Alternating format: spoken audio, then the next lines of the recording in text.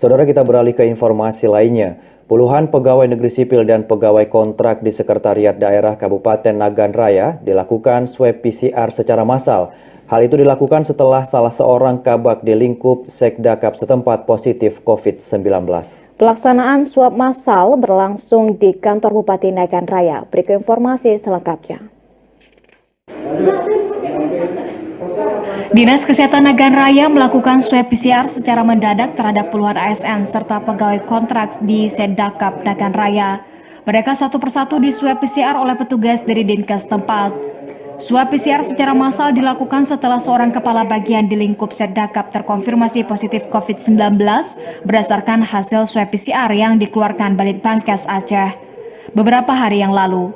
Sehingga swab PCR dinilai perlu dilakukan karena untuk mencegah terjadinya penularan ke ASN lainnya.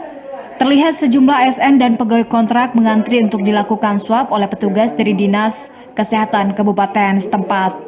Sekretaris Dinkes Nagan Raya, Arafiq Karim mengatakan, swab yang dilakukan pihaknya merupakan tracing atau melacak orang yang kontak langsung dengan seorang pejabat yang terkonfirmasi positif beberapa waktu yang lalu. Mengingat pasien bertugas di Sekdakap sehingga kerap berhubungan langsung dengan ASN lainnya. Kita lakukan untuk teman-teman yang ada di Sekdakap sesuai dengan permintaan kemarin. Seperti kita ketahui bersama, beberapa waktu yang lalu ada teman seorang kepala bagian yang ada di Sekdakap itu terkonfirmasi positif dan sekarang sedang dirawat.